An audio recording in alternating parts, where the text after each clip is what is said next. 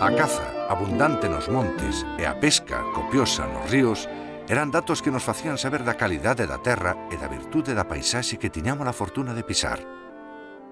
Todos os paraísos reais ou imaginarios érano en gran medida porque tiñan caza e pesca abundantes. Quen viviu outros tempos conta que por estes contornos houbo no seu día moita caza e moita pesca. Osos, pitas do monte, cervos, coellos, troitas, reos, lampreas, zamborcas.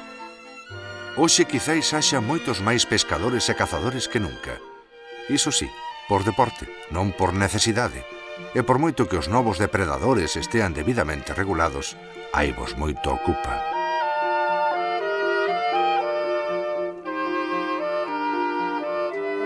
O ser cazador dabache prestixio porque era un deporte que estaba ben visto. Había cotos como ahora de caza. Iba la gente a cazar cuando le parecía. A caza fundamentalmente eran conexos e lebres. Durante a guerra incluso houve unha invasión de conexos e de lebres. Eu teño matado ben conexos e lebres. Perdices tamén algúns, pero había menos. 8 ou 10 compañeiros do meu irmán que iban de caza, botaban ali 8 días. Dormían ali nunhas colchonetas. Os cazadores tiñan cas, o cazador que se preciara tiña o seu can, que eran cas de caza xa.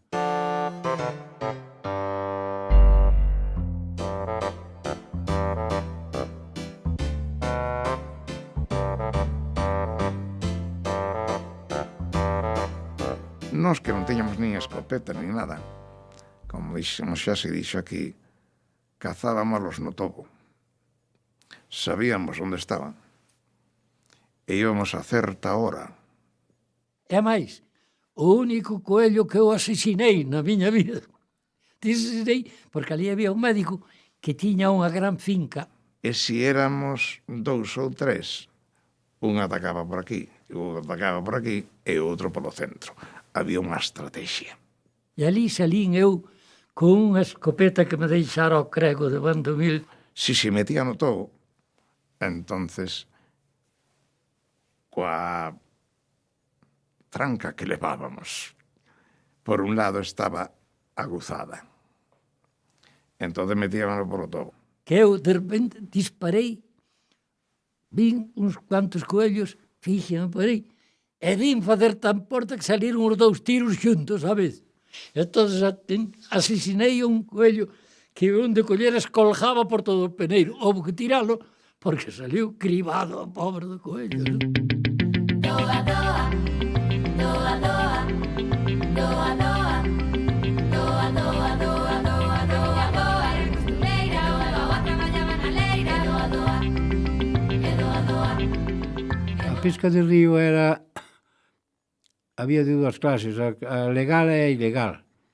Había ali uns veciños meus que andaban nunha barca polo río e con os trasmallos. No río pescábase, pero iban tirar un cartucho ou con trasmallo ou prohibidas escapadas. Porque había un que era moi perfecto, aquel chamaba a atención aquel home. Tiña un perro, fíjese ben, que ese perro era un perro pequeniño. E se usted pasaba polo río, o señor estaba coa barca. Onde hai árboles e hai raíces, e as truitas escondíanse nas raíces dos árboles, non? Nas raíces dos árboles.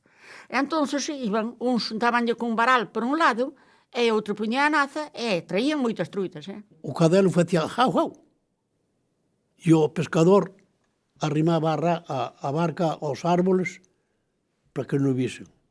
Pero non crea usted que o perro seguía ladrando. Avisaba desa maneira. Que lle parece?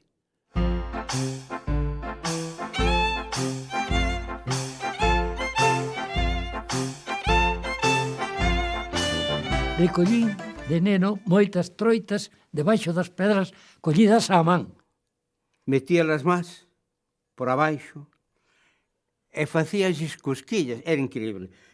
Ibaslle facendo cosquillas, e si as troitas, hasta que a collías. De repente, digo, coño, teño aquí unha anguila. Pero parecíame algo áspera. Levei un susto de carajo. Levei un susto porque as culebras facían como eu. Metíanse debaixo das pedras pa cando iba a troita papala. E de repente, carallo solto, era unha cobra. Acabouse, nunca máis aquilo. A culebra tamén se fai moi fina debaixo dese tal. E cando a saquei para arriba vin que era a culebra, me que pa quen anda aí? E desde aquela deixei de pescar a man. Porque decía o refrán, home troiteiro, nin boa meda, nin bo palleiro. Doa, doa, doa, doa, doa, doa, doa, doa, doa, doa, era costureira, o levaba a traballaba na leira, doa, doa. Pois había vacas, había burros, había ovellas, había cabras, depois había can e gato, eso sí. Os animales convivían connosco ni máis ni menos. Se era unha casa de caseteiro pequeniña, xa tiñan a cociña e xa tiñan a corte. Antes non había tal galiñeiro nas casas.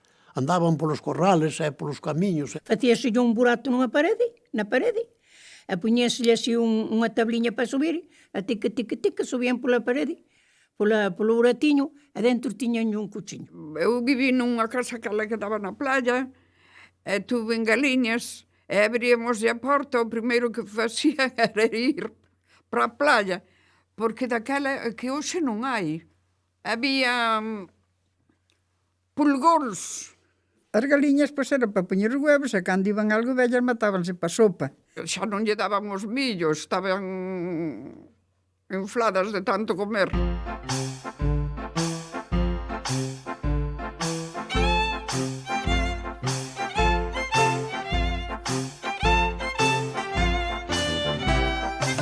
Naqueles tempos, o que non tiña 2 vacas ou 3, todo o mundo tiña unha vaca. E tiñamos unha puchiña nova que tiña o costumbre, en vez de chegar á casa cando viñamos con elas soltas, en vez de entrar na cuadra, escapaba o corral era aberto, ali unha leira, e unha eira que había unha leira de millo. E tiña o costumbre. Tiñan nombre? Tiñan. Chamábanse, daquelas eran vacas rubias. Chamábanse rubia, morena, cachorra, toura. Eu ti vestídesme. Con tomar a pata, colli unha pedra, bom, tirei. Pois saína dun ollo. O chamarlles polo nombre xa volvían. Sí. Tiñan un entendemento como a calquera. Dicíamosles, volva ao rego, e iban polo rego. E cando cheguei a mañán, remendei-xe eu. Abríronlle as outras vacas, abríronlle o cortello, e deberlle dar unha cornada dun ollo que está sea dun ollo.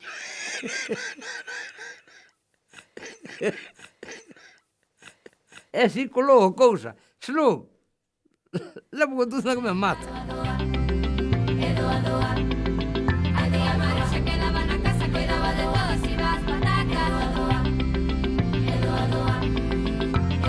O raposo antes traballaba toda a noite, busca aquí, busca ali, busca no outro lado, e se a galiña quedaba fora, se botaban para a horta e esa galiña quedaba fora, certo que esa galiña lle caía a pena de morte. No maio de enjallo, e no San Juan pidenlle pan. Era cando salían os raposos ás galiñas, que era cando tiñan as crías. E outro día levantouse o señor Campio e viu que o raposo estaba tirado co dente aberto, estirado entre as galiñas. E dixo o home, vai, demonio, matastes abondas, pero tamén un raio te parta que estalastes e morrestes cheu. Colleu o raposo polos pés e aguindou-no afora.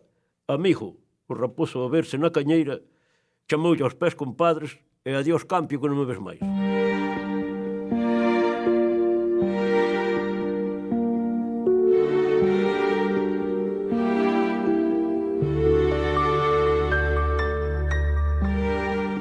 lobos era un conto que se contaba que os houberan en algúns tempos.